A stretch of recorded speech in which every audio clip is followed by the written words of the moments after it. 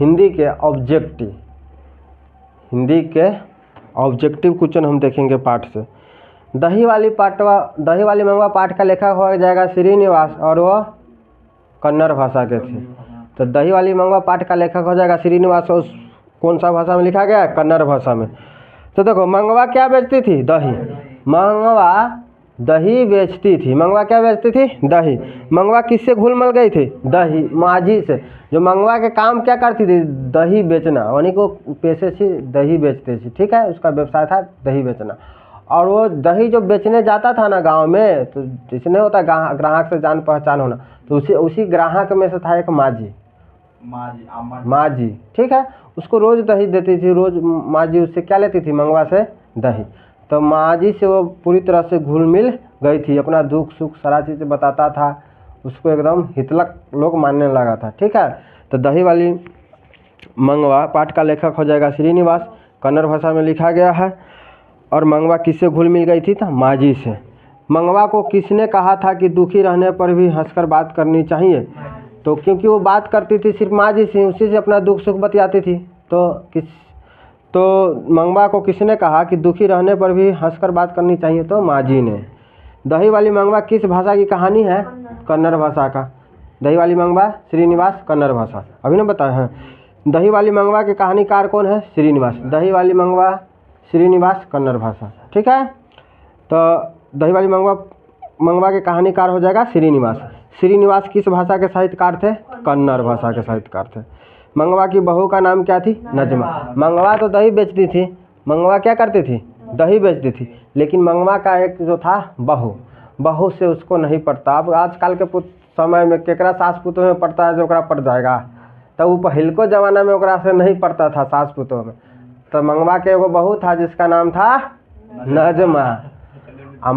मंगवा का अपना पुतोह से नहीं पड़ता था, लेकिन गांव में जाता था दही बेचने, तो गहकी का नाम है क्या? माझी है। उससे को अपना पट गया था, दुख सुख सारा चीज़ बताती थी। पुतोहिया से पिटाता था, वो बात बता देता था। पुतोहिया मारले है, ना खाना देते है, ठीक है, सारा बात बता देता था। सुख दुख बताने के बाद सब चीज़ बताता था वो। तो मंगवा के बहू का नाम था नजमा। क्या नाम था? नजमा। मंगवा को किसके साथ विवाद हुआ था? बहू। अरे बहू थी तो बहुए के साथ ना विवाद होगा। बेटा के केकरा से लड़ाई होता? मतारी और बेटा में कभी नहीं लड़ाई होता। लड़ाई होता तो सास पुतोह में होता है। कभी भी देखियो, बेटा से नहीं लड़ेगा मतारी, अब पुतोह से लड़ेगा। ठीक है, पुतोह लड़ता है मतारी से। ठीक है, तो दही मंगवा को किसके साथ लड़ाई हुई थी? यानी कि बहू नजमा से। नजमा उसका बहू का नाम हो गया, तो बहू नजमा के साथ। मंगवा किसके लिए मिठाई ले जा रही थी? देखो, मंगवा का एगो पोता था। क्या था? पोता। उसके लिए जब दही बेचने जाता था ना, तो कुछ न कुछ, चलो अरे पुतोह से न झगड़ा है, पोता पोती से कौन लड़ाई है, तो ओकरा लेल कुछ न कुछ सनेश नहीं होता बाजार से, तो कुछ छोट बच्चा रहता था, दादा पोता के लिए कुछ न कुछ सनेश लेके आता है, तो उसी तरह को अपने पोते के लिए हर दिन कुछ न कुछ ले जाते थे। तो मंगवा पोते के लिए क्या ले जा रही थी? तो मिठाई। क्या सनेश में ले जा रही थी? तो मिठाई। तो मंगवा मिठाई किसके लिए ले जाता है? पोते के लिए। ऐसे भी कुछ न घुमा सकता है। मंगवा क्यों डर गई थी? कौवे से उसका स्पर्श हो गया था। नहीं कहता भोरे भोरे सर पकुआ बोलता है टाय टाय, जो निमन बच्चन बोली है, कहता है कि नहीं? हम लोग नहीं कहते, लेकिन पुराना आदमी देखो अभी भी सर के ऊपर सुबह सुबह कौवा टाय टाय करेगा तो कहेगा जो निमन बच्चन बोली है।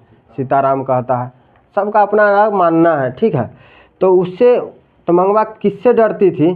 क्योंकि उसको कौवे से स्पर्श हो गया था, कुछ न कुछ आज अनहोनी होने वाला है, इसलिए वो डरता था। मंगवा क्यों डर गई थी? कौवे से उसका स्पर्श हो गया था। मंगवा के सिंहार पर किसने फब्ती कसी थी? फब्ती यानी कि कमेंट, इंग्लिश में बोलते हैं कमेंट। ठीक है, मंगवा जो सिंहार पर, यानी कि मंगवा जो दही पुतोह आ जाने के बाद चलो सास जमाने भी रहता है तो पुरानिये हो जाता है, तो सास जमाने सास होगा, तो दही बेचने जाते थे झाड़ उड़ के एकदम, तो मंगवा जो दही बेचने जाती थी एकदम झाड़ उड़ के, मखौल उखौल वाला अपन पुतोह को तो देना नहीं है, पुतोह से तो लड़ाई है, जो कमाना है अपने पर खर्च करना है। तो वो अकेले कमाता था, पुतोह से लड़ाई, पोता के कुछ 2-4 रुपया किन के दे देता था, पुतोह के नहीं देता था। जो कमाता था अपने पर रोज काम है करना, तो पैसा तो उसको स्वाभाविक है कुछ न कुछ होगा, अकेले पेट चलाना है तो पैसा बचेगा ना। तो कुछ बचता था तो कर्जों पैसा लगाता था, कुछ अपने शरीर पर भी खर्च करता था, मेंटेनेंस रखता था बॉडी में। तो जब जा रही थी तो कहाँ के राजा ने, कहाँ के लड़का ने कमेंट कसा था, बेंगलुरु में पढ़ने वाला, क्योंकि बेंगलुरु यानी कि कन्नड़ भाषा में लिखा गया। तो कन्नड़ यानी कि कर्नाटक, कर्नाटक की राजधानी ही बेंगलुरु है। जैसे बिहार की राजधानी पटना है तो उसी तरह कर्नाटक की राजधानी ही बेंगलुरु है। तो कन्नड़ भाषा बेंगलुरु में भी कन्नड़ भाषा न बुलाएगा, है कि वो राजधानी न है। पटना बिहार, पटना कहाँ है, बिहार में है। पटना में बिहार नहीं है, बिहार में पटना है। तो बंगलौर कहाँ होगा, कर्नाटक में। बंगलौर कहाँ होगा, कर्नाटक में। और उसको राजधानी बना दिया गया है, जैसे भारत की राजधानी को दिल्ली बनाया गया है। भारत की राजधानी कहाँ है, दिल्ली। जो तो मंगवा को सिंहार पर किसने फप्ती बोली थी, बेंगलोर में पढ़ने वाला एक लड़का ने कमेंट किया था, ठीक है, उसके सिंहार पटार पर। मंगवा अपने बहू बेटा से अलग क्यों हो गई थी, मंगवा अपना बहू बेटा से अलग क्यों हो गई थी। वो अपना स्वाभिमान बचाना चाहती थी कि ये ना कि हम साथे रहे, रोज़ लड़ाई झगड़ा करे, झोटा झोटी करे सास पुतोह में। तो अपना सम्मान के लिए अलग हो गया था। कहीं पुतोहे है, आन घर के लड़की है, मारिए दिया तो क्या पैसा का इज्जत रह जाएगा। इसीलिए अपने मान सम्मान के लिए अलग रहती थी। अपना काम दही बेच उच के जो पैसा जुगाड़ उगाड़ खाना पीना उसी से करती थी। तो मंगवा अपने बहू और बेटा से क्यों अलग हो गई थी, वो अपना स्वाभिमान की रक्षा करना चाहती थी, ठीक है। मंगवा किस शहर में दही बेचती थी, तभी है बंगलोर शहर में। तब ने उसे बंगलोर के लड़का कमेंट कहा यानी कि उसके सिंहार पर। तो मंगवा कहाँ दही बेचती थी, बेंगलुरु में। बेंगलुरु में, वहाँ का भाषा है कन्नड़। दही वाली मंगवा किस भाषा से अनुदित कहानी है, कौन भाषा से हो जाएगा, कन्नड़ भाषा से। V.R. नारायण, V.R. नारायण ने किस कहानी का अनुवाद किया है। जो V.R. नारायण है ना, दही वाली मंगवा भाषा कहानी का अनुवाद किया है। अब आ जाओ, ढहते विश्वास सात कोरी होता है उड़िया। ढहते विश्वास सात कोरी होता है उड़िया यानी कि उड़ीसा भाषा। ढहते हुए विश्वास पाठ का लेखक हो जाएगा श्रीनिवास, और वो उड़ीसा भाषा में लिखा गया, ठीक है। तो सात कोरी होता कहाँ का प्रमुख कथाकार है, तो उड़ीसा का। उड़िया भाषा उड़ीसा का है, तो कहाँ का है, उड़ीसा का। सात कोरी होता है कहानी प्रमुख कथाकार है वो उड़ीसा के। ढहते विश्वास कहानी में किस राज्य को बाढ़ एवं सूखा से प्रभावित दिखाया गया है, तो उड़ीसा राज्य का, क्योंकि उड़िया भाषा है तो उड़ीसा राज्य के बारे में दिखाया होगा उस पाठ में। तो ढहते हुए विश्वास कहानी में किस राज्य को बाढ़ एवं सूखा प्रभावित दिखाया गया है, तो उड़ीसा राज्य को, ठीक है। ढहते विश्वास के कहानीकार कौन है, सात कोरी होता है। ढहते विश्वास सात कोरी होता है उड़िया। ढहते विश्वास सात कोरी पाठ का लेखक हो जाएगा और उड़िया भाषा हो जाएगा। महानदी, ब्राह्मणी तथा बैतरणी नदियाँ किस राज्य में है। महानदी, बैतरणी नदी और ब्राह्मणी नदी, ये सब नदी का नाम है। महानदी, बैतरणी नदी और ब्राह्मणी नदी किस राज्य में है, तो उड़ीसा राज्य में। महानदी पर ही बांध बनाया गया है, हीराकुंड बांध। हीराकुंड बांध किस नदी पर बनाया गया है, तो महानदी पर, जो कहाँ है, उड़ीसा में। हीराकुंड बांध पूछता है किस नदी पर है, तो महानदी पर है। किस नदी पर है, जो कहाँ है, उड़ीसा राज्य में। तो हीराकुंड बांध किस नदी पर है, महानदी पर। कहाँ है, तो उड़ीसा में, ठीक है। तो महानदी कहाँ बहेगा, उड़ीसा में। ब्राह्मणी नदी कहाँ है, उड़ीसा में। बैतरणी नदी कहाँ है, उड़ीसा में, ठीक है। महानदी, ब्राह्मणी नदी तथा बैतरणी नदी किस राज्य में है, तो उड़ीसा राज्य में है। ढहते विश्वास कहानी की नायिका यानी कि इस कहानी का नायिका हो जाएगा लक्ष्मी। ढहते हुए विश्वास कहानी की नायिका हो जाएगा लक्ष्मी। ढहते विश्वास यानी कि बांध ढह रहा है, दहाड़ के समय में ढहते विश्वास, जब दहाड़ आएगा, भांड जैसे जैसे टूटेगा तो आदमी का विश्वास क्या होगा, कम होता जाएगा, ढहते जाएगा। या बांधवा टूट जाएगा और नहीं बचेगा। ठीक है, जैसे धौते विश्वास सात कोरी होता है उड़िया भाषा। ठीक है, तो इस कहानी की नायिका हो जाएगी लक्ष्मी। कौन? ढहते विश्वास में किस बांध के टूटने का डर है? दलेई बांध। अरे कौन सा बांध टूट रहा है तो विश्वास ढह रहा है? दलेई बांध। दलेई बांध यानी कि ढहते विश्वास, तो दलेई बांध ढह रहा है तो विश्वास खत्म हो रहा है। किसका? सात कोरी का होता है, और ये उड़ीसा भाषा में है लिखा। ठीक है, तो ढहते विश्वास में किस बांध के टूटने का प्रसंग आया है? दलेई बांध का। लक्ष्मी के पति, ढहते विश्वास कहानी की नायिका हो जाएगा लक्ष्मी, और लक्ष्मी का पति जो था उसका नाम था लक्ष्मण।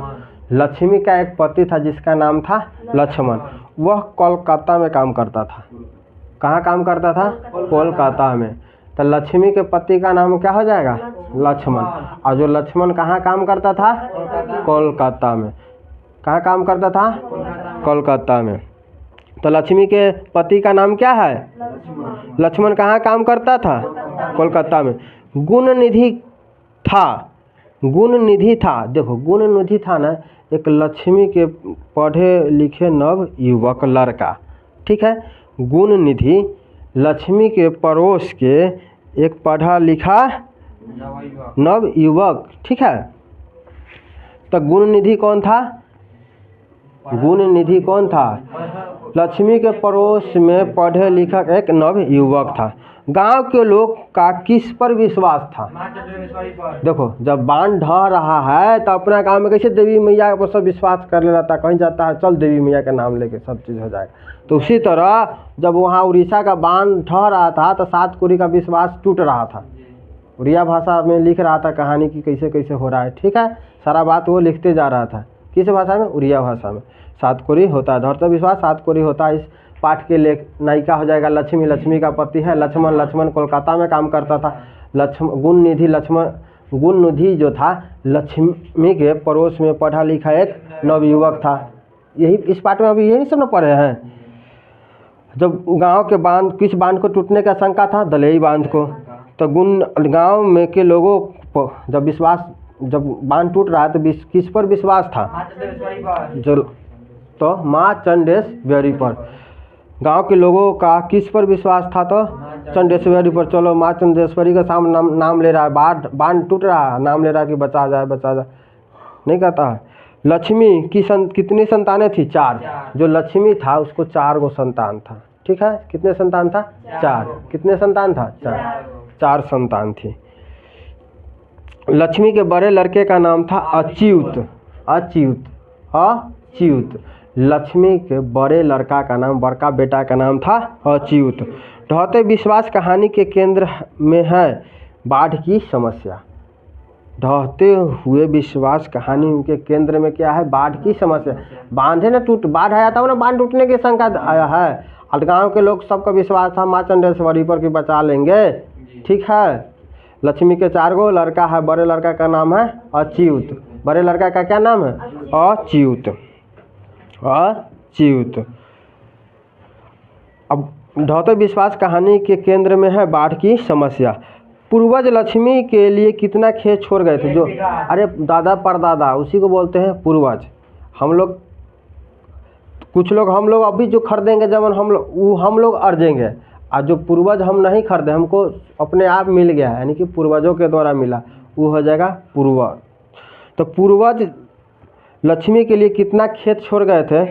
1 बीघा। जो उनके पूर्वज थे लक्ष्मी के लिए 1 बीघा खेत छोड़ गए थे, जिससे अपना खेती बाड़ी करके जीवन यापन कर सके। कितना बीघा खेत छोड़ गए थे उसके पूर्वज? 1 बीघा। किस चिंता से लक्ष्मी को नींद नहीं आती थी? बीमारी के कारण, यानी कि तबीयत खराब हो गया था। ठीक है, बीमारी के कारण। बीमारी में क्या हो जाता है? तबीयत खराब हो जाता है। तो ढहते विश्वास शीर्षक कहानी में स्कूल के 4 कमरों में कितने लोग खचाखच भर गए थे? 200 से करीब। देखो जो ढहते विश्वास कहानी में जब बांध टूट रहा था, आदमी सबका विश्वास ढह रहा है, फिर भी माँ चंडेश्वरी पर विश्वास है कि बचा लेंगे। ठीक है, उस आदमी के लोग सब छुपने के लिए, बचने के लिए ऊंच जगह खोजता है। तो गांव के जो एगो स्कूल था उसमें जाकर छुप गया कि नहीं ढहा आएगा पक्का उक्का का है क्या, स्कूल मजबूत ना रहता है, तो उसमें 200 से अधिक आदमी 4 कमरा में ही खचाखच भर गया। ठीक है, कितने 200 के करीब। अब माँ गुजराती ईश्वर पेटलीकर, माँ पाठ का लेखक है ईश्वर पेटलीकर, जो गुजराती भाषा में लिखा गया। माँ गुजराती ईश्वर पेटलीकर, माँ गुजराती थी। माँ कैसा थी? गुजरात की थी। माँ कहाँ की थी? गुजरात की। माँ पाठ का लेखक हो जाएगा ईश्वर पेटलीकर। माँ गुजराती ईश्वर पेटलीकर। देखो मंगू किस कहानी की पात्र है? मंगू किस कहानी की पात्र है? तो माँ। मंगू किस कहानी की पात्र है? माँ कहानी की। मंगू किस कहानी की पात्र है? माँ कहानी की। किस कहानी की? माँ कहानी की। कुसुम कौन थे? देखो कुसुम और मंगू, देखो मंगू माँ कहानी की पात्र है। ठीक है, कौन? मंगू। और जो कुसुम है, मंगू के गांव की एक पागल लड़की है। कुसुम कौन है? मंगू के गांव की एक पागल लड़की। क्या है? पागल लड़की। कौन? कुसुम। मंगू की बड़ी बहन का नाम था कमू। मंगू की बड़ी बहन का नाम क्या है? कमू। और कुसुम है जो उनके गांव की एक पागल लड़की। मंगू की बड़ी बहन का नाम है कमू। माँ शीर्षक कहानी किस भाषा में लिखी गई? माँ गुजराती। तो माँ शीर्षक कहानी किस भाषा में लिखा गया है? गुजराती कहानी में। माँ के आचरण से गांव वाले क्या निष्कर्ष निकालते हैं? देखो मंगू जो थी ना, वो जन्म से ही पागल थी। मंगू क्या थी? जन्म से ही पागल थी।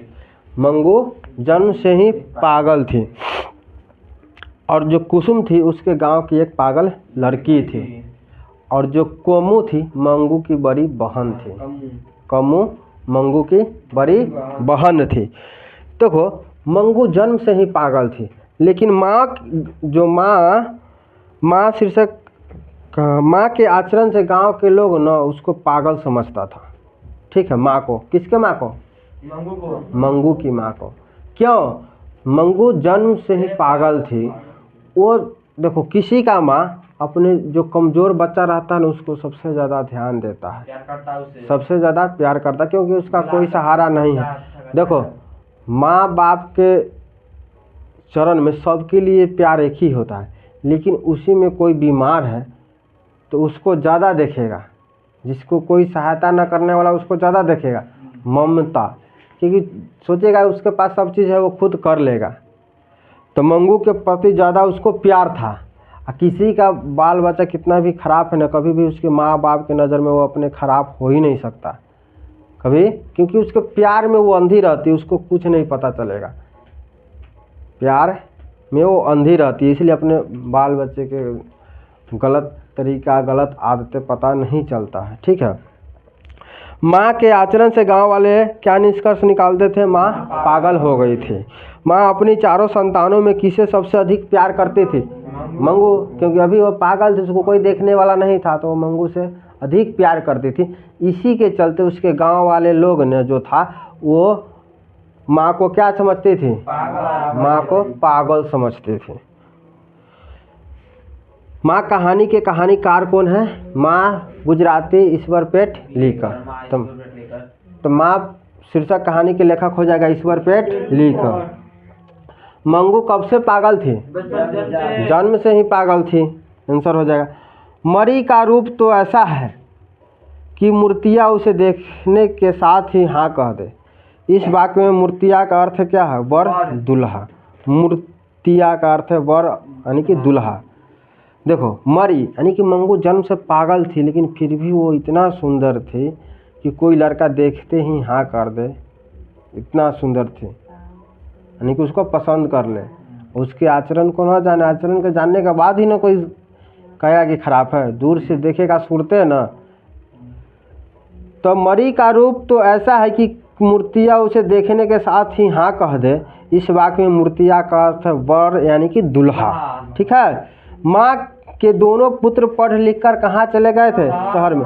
देखो माँ को 4 संतान थी, 2 बेटा और 2 बेटी। जो बड़ी बेटी का नाम था कुसुम और छोटी का मंगू। मंगू की बड़ी बहन है कुसुम मंगू जन्म से ही पागल है। और माँ के 2 बेटे पढ़ लिख कर चला गया है कहाँ? शहर कमाने। ठीक है, बड़ी बात थी कमू थी। तो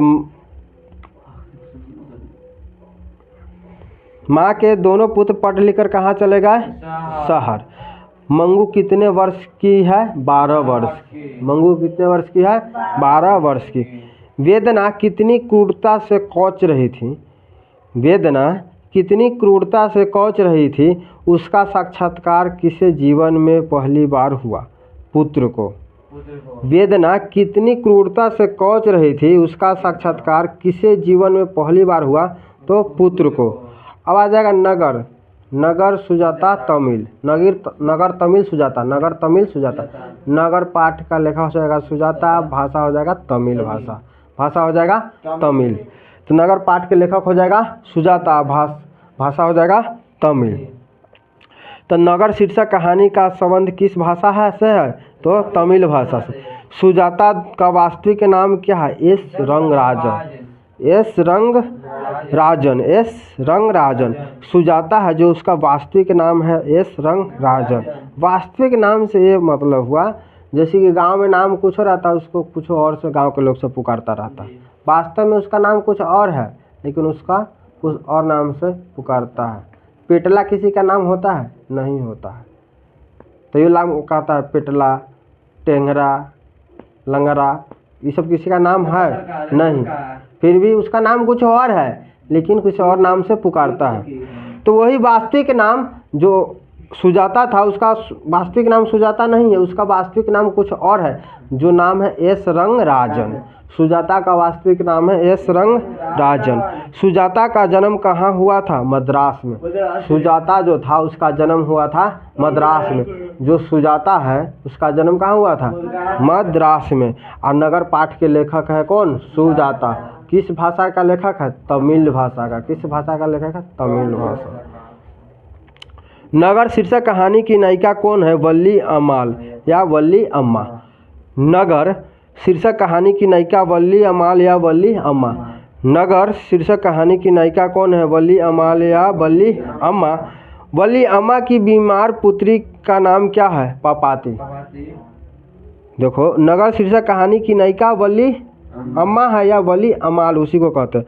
वल्ली अम्मा की बीमार पुत्री जो था उसका नाम था पापाती। वल्ली अम्मा की बीमार पुत्री का नाम था पापाती, पापाती, पापाती। ठीक है। मदुरै को अंग्रेज किस नाम से पुकारते थे? मदुरा।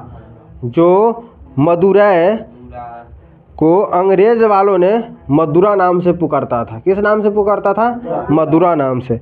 पापाती के गांव का क्या नाम था?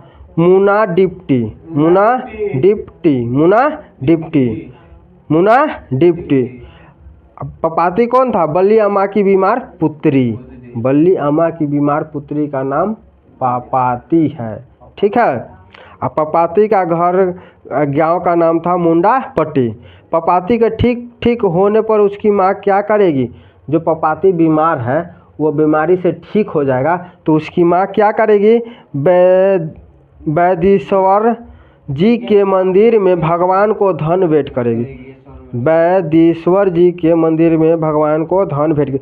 किसी की माँ चाहे पिता, अब बच्चे का तबीयत जब खराब रहता है साथ साथ इलाज भी करवाते हैं और कुछ न कुछ मन्नत भगवान को मानते रहते हैं। हे भगवान, हमार बच्चा ठीक हो जाए तो हम तोरा भाग चढ़ावो, ई चढ़ावो, खसी चढ़ावो, प्रसाद चढ़ावो। ना बहुत तरह का मानने वाला का कमी नहीं, सोना चढ़ावो, चांदी चढ़ावो, तथा शक्ति तथा भक्ति। आदमी अपने मानता है अपने हैसियत के अनुसार।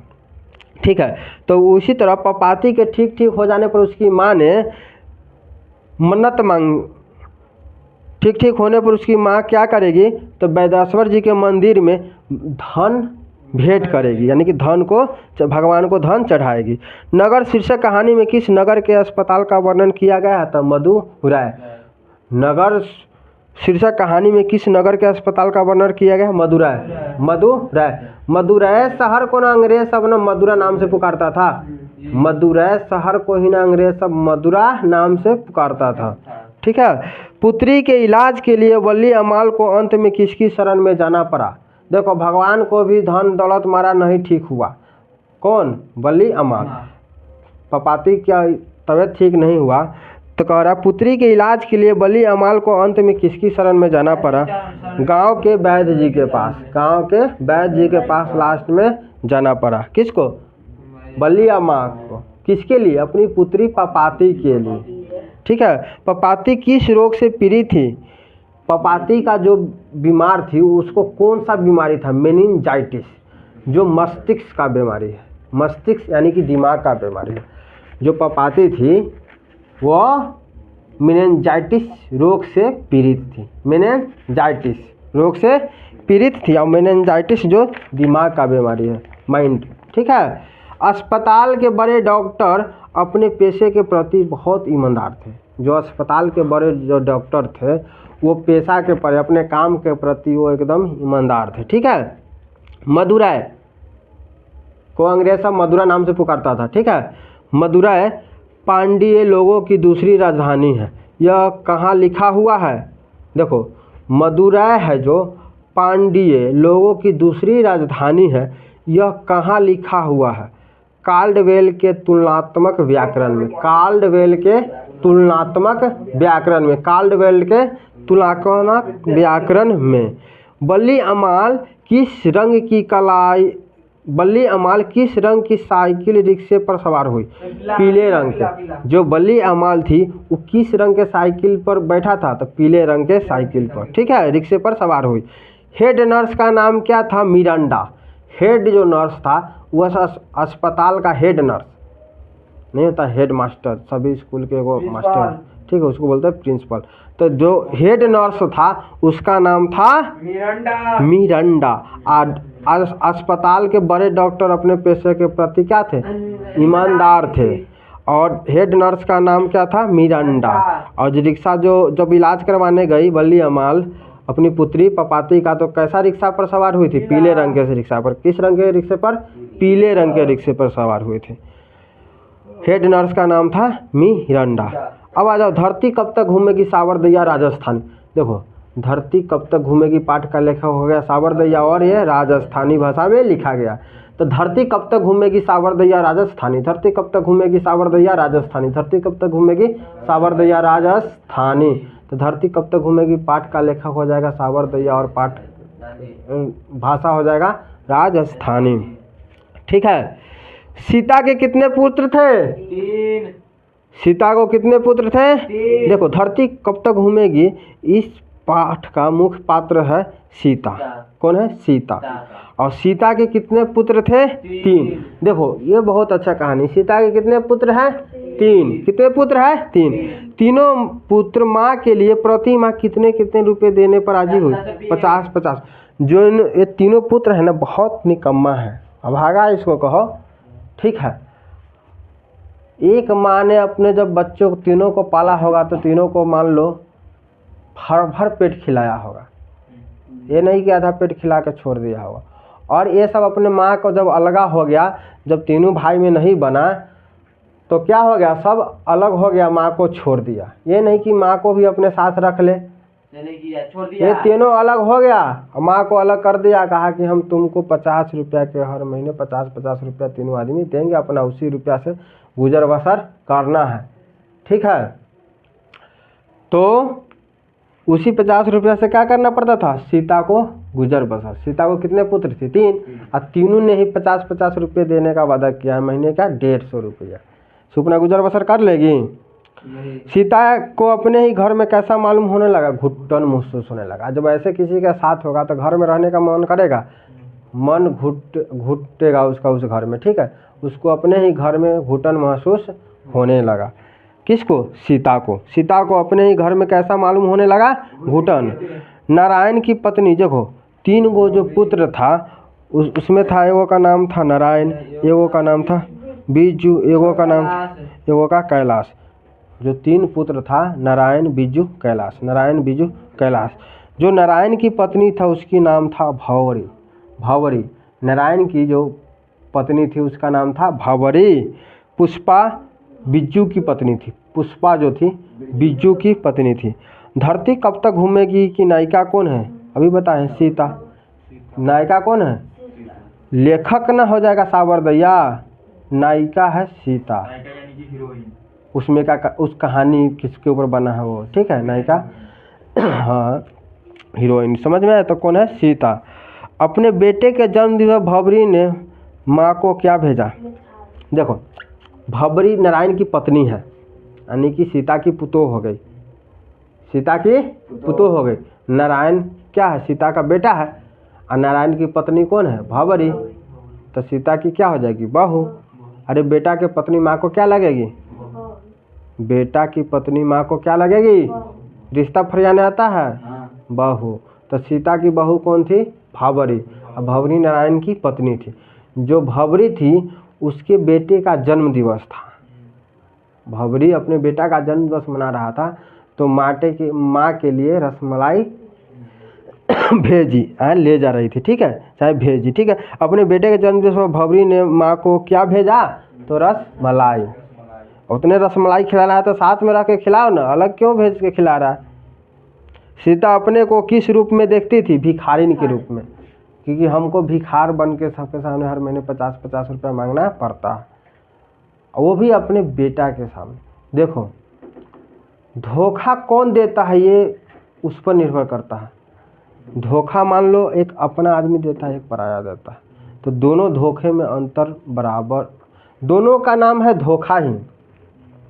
दोनों का नाम है धोखा। धोखा अपना आदमी दे चाहे पराया, लेकिन उसका नाम क्या है? धोखा। लेकिन दोनों में दर्द अलग अलग महसूस होता है। जो पराया आदमी जिसको हम 1-2 बार चिनते हैं, वो हमको धोखा दे दिए किसी बात पर, चाहे हम उस फ्रेंड बना है नया नया, उसको हम कह दिए कि कहीं चलो, अगर वो मना कर दिया तो हमको उतना दुख नहीं होगा। जो मेरे दिन रात मेरे साथ रहता है, ठीक है, वो कहीं कह देगा नहीं जाएंगे, तब ज़्यादा दुख होगा, क्योंकि वो कभी कभी मिलते, कभी कभी उसके साथ रहते।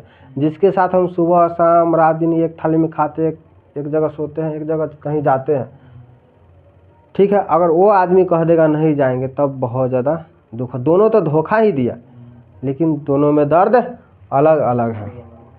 तो सीता को अपने को किस रूप में देखती थी? भिखारिन के रूप में, क्योंकि उसको खुद अपने बेटे ने उसके साथ ऐसा किया था। कौन सा कथन सही है? सुनना, सीता अपने पुत्रों पर आश्रित नहीं है, ये बात गलत है, क्योंकि सीता अपने पुत्र पर नहीं आश्रित है, तब न उससे 50-50 रुपया ले रही थी। अगर वो मंगवा जैसन रहती तो अपना पुतोह के बेटा से अपनी क्या स्वाभिमान की रक्षा करने के लिए अलग हो जाता, दही बेच के अपन गुजर बसर करता था कि नहीं? कौन? मंगवा। लेकिन सीता अपने बेटे पर आश्रित थी, तो ये सीता अपने बेटे पुत्रों पर आश्रित नहीं थी, ये बात गलत लिखा है, तो ये नहीं हो जाएगा। सीता सुहागिन है। अगर सीता सुहागिन रहता, यानी कि सुहागिन रहता, तो बेटे की क्या ज़रूरत था? ठीक है, तो ये भी गलत है।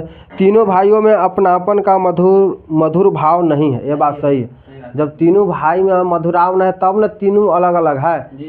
अगर तीनों एक जगह रहता तो माँ भी एक ही साथ रहता। कहानी देखो, धरती कब तक घूमेगी एक आदर्शवादी कहानी नहीं, गलत। कौन कथन सही है? तो तीनों भाइयों में अपनापन का मधुराव नहीं था, यही बात सही है, तो यही मेरा सही हो जाएगा आंसर। कहानी धरती कब तक घूमेगी का अंत किस घटना से हुआ? देखो, धरती कब तक घूमेगी, ये कहानी की नायिका है सीता। सीता के 3 पुत्र हैं, नारायण, बिजू, कैलाश। नारायण, बिजू, कैलाश। भबरी किसकी पत्नी है? नारायण की। भबरी अपने बेटे के जन्म दिवस पर माँ जी के लिए क्या भेजा था? रसमलाई। क्या भेजा था? रसमलाई। और जो सीता है ना, वो सुहागिन नहीं है, विधवा है। कैसा है? विधवा। सीता को अपने ही घर में घुटन महसूस होती थी। बेटे ने 50-50 रुपया देने का हर महीने का वादा किया, तीनों बेटा ने 50-50 रुपया देने का वादा किया, लेकिन तीनों भाइयों में मधुर भाव नहीं था, एकता नहीं था। धरती कब तक कहानी धरती कब तक घूमेगी का अंत किस घटना से हुआ? जब सीता ने अपना घर छोड़ दिया, उसको अपने ही घर में घुटन महसूस होता था, भिखारिन जैसा क्या होता था? फील होता था। भिखारिन के रूप में वो अपने आप को देखती थी, फील करता था। तो जब घर छोड़ दिया ना, तो इस कहानी का अंत हो गया। धरती कब तक घूमेगी सावर दैया राजस्थानी, इस कहानी का अंत हो गया। राजस्थानी भाषा के सफल कहानीकार कौन है? सावरदैया। सावरदैया राजस्थानी भाषा के न कहानीकार है। सीता क्या देखकर उआसी हो गई थी? काला ओढ़ना। बेटा काला ओढ़ना देख कर उसको बहुत दुख अंदर ही अंदर हुआ। किसको? सीता को। तो सीता क्या देखकर रुआसी हो गई, आंख में आंसू आ गया उसको, रुआसी। क्या? काला ओढ़ना। क्या? काला ओढ़ना। तो इससे ना 5 गो कहानी, जो छोटा वाला हिंदी है 5 गो है, इसमें से भी 15 से 20 अभी जितना पढ़ाए हैं ना, 15 से 20 ऑटोमेटिक है। एक बार जाके कल देख लेगा, सुबह में उठ के एकदम टटका टटकी कर लेगा। खाली इसको टटका टटकी करना है, ठीक है। देखो, टटका और बसिया में अंतर होता है। ये कहता है कि परीक्षा के दिन पढ़ के जाने से कुछ नहीं होगा, 1 साल नहीं पढ़े, लेकिन अंतर है जो पढ़ के गया आज जो नहीं पढ़ के गया परीक्षा के दिन, ठीक है। जो 1 नंबरी क्वेश्चन जितना है ना, पूरे के देख जाएगा एक आँख से, कम 1 बार पढ़ के चला जाएगा तो थोड़ा सामने से वो क्वेश्चन गुजर गया ना, तो माइंड में कुछ न कुछ बात रहेगा, ठीक है। तो टटका बसिया में अंतर होता है, तो देख लियो पूरे इस पार्ट का, ठीक है सभी आदमी।